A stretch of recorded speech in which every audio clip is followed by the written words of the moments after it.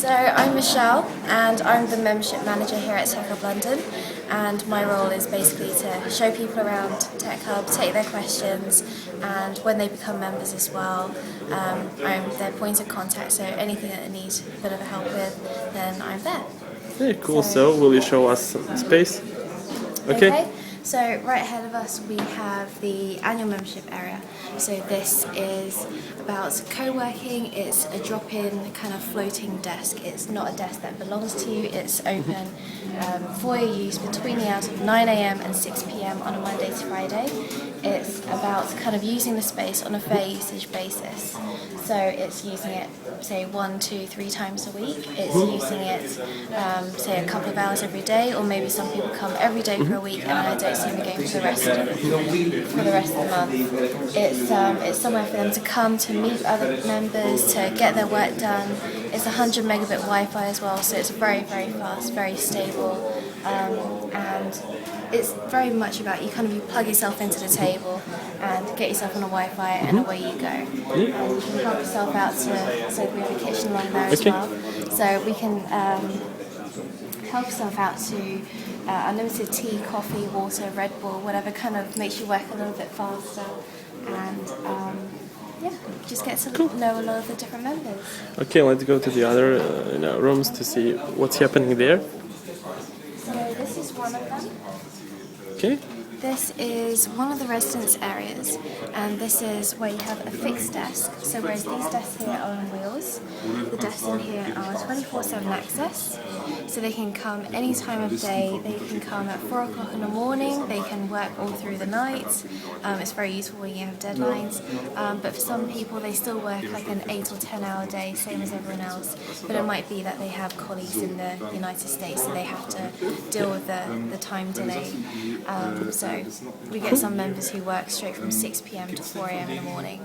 Yeah, cool. Which I don't really envy them. Come through here. Okay. So in here is also the residence area, so 24/7 access.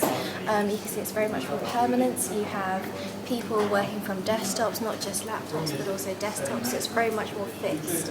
So it is a permanent office. It's somewhere for them to work as many times a week as they want, or as little as they want. You can see that it's a fixed desk which belongs to them, so they're not going to come in one day and find someone else sitting in their seats. It's very much that the desk is yours, it belongs to you. You can have anything up there, you can put all your belongings out there. If you want to have a picture of your cat, then that's absolutely fine as well. Yeah, cool. And these are the companies that are working here, yeah. That's only a handful of them. I keep telling them that they need to put up more of their posters, but yes, this is just a handful of the companies working here. Yeah. We have more than 30, probably closer to 40 companies within the resident membership. Yeah, that's cool. Okay, thanks. My name is Mike Marcus. My current position, it does change all the time. I'm currently heading our international development. Before that I was very involved in strategy, logistics, operations at TechHub. Cool. And now with our big international push, I'm heading that. So you already had your first extension here in Riga. Yeah, we moved into Riga. It was in planning stages quite a long time. We wanted to get it right. We opened a couple of weeks ago. It was very, very cold there. Yeah. We all went over there. There was a really good party, and that's really good because I think that's the first of many, many tech hubs that are going to open over the next couple of years. I've personally promised Elizabeth, our CEO, that I'm going to do about 8 more this year, but that might be pushing it a bit. Can you give us some exclusive info? What is going to be the next one? I'll tell you where I have travelled to and where I am travelling to. Okay, we've definitely done quite a bit of travelling around the United States, looking at New York, Chicago, Austin, San Francisco, obviously. Yeah. We were in Belgium recently. The Baltics are obviously extremely exciting, and we've already been approached by a number of other people in the Baltics. There's going to be a trip to Moscow pretty soon as well. Yeah. And probably tack on Ukraine as well. What matter. Yeah, huge tech scene is there. Yeah. Okay, cool. Can you give me some numbers about TechHub here? I mean, how many companies are here? How big space is, and how many people can you put in this space? We have approximately 200 seats in this current TechHub. We're expanding very rapidly. you were looking around before, you probably realised we're packed full at the moment. Yeah. It's really, really busy. We've never quite had to turn someone away yet, but we're getting very close.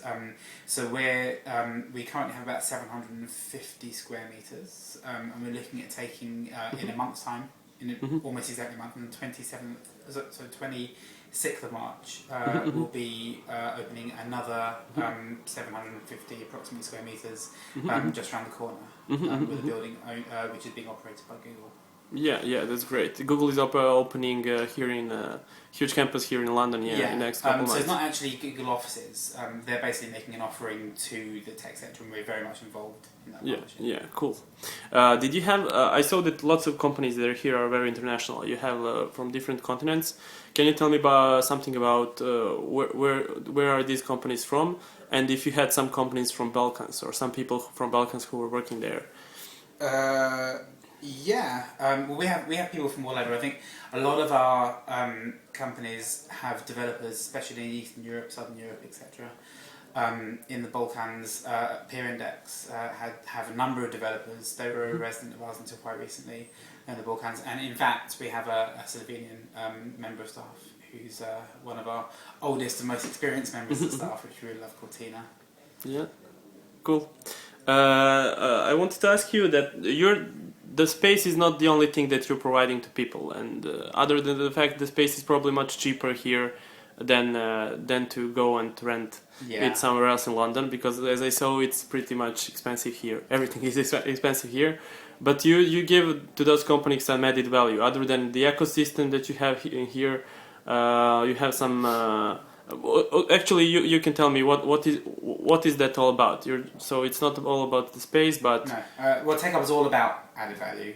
All around the world, we plan to open pretty much everywhere, wherever there's tech community, and always, although people need space, and that's really one of the basic needs of tech entrepreneurs is cheap space.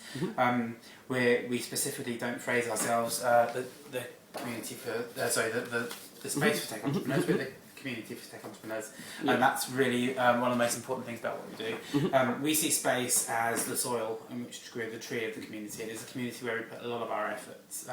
Coming online in the next few years will be an incredibly sophisticated digital community for tech entrepreneurs all over the world, ways to engage with investors and other partners through our digital suite. So this is an ongoing conversation we're currently having with our members, and every time a new international body joins us, that conversation will increase in speed and complexity.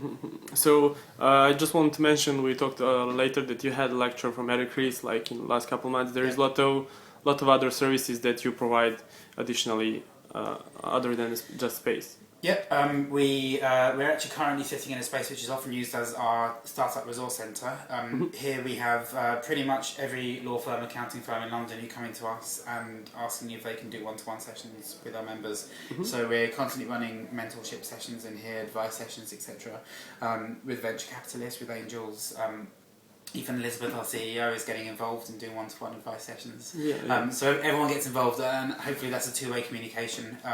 So the law firms not only give advice, but they start making connections with companies which will one day be their clients. In addition to that, we run loads and loads of events. We have networking kind of things. Beer and pizza is a really important part of our ecosystem. Okay, I just want to ask you one more question. It's about funding. Do you fund yourself just from the memberships, or you have some other plans? Does government help you? No, do you have? We're 100% funded via revenue. All the revenue we make goes into employing our now 12 members of staff, and as we make more revenue, we start employing more staff so we can grow faster and faster. No, we're not government funded. There's always a possibility in the future that we'll take Series A, but that's not currently happening. Yeah, I saw that you have some sponsors like Google person and... Yeah, our sponsorship is one of our revenue streams. Events is another. The resource centre here brings in money as well, but the majority of our revenue comes from memberships. Okay, great. Thank you, Mike. I hope I will see you in Belgrade in the next couple of years. Absolutely, I'll see you there. So thank you for this interview.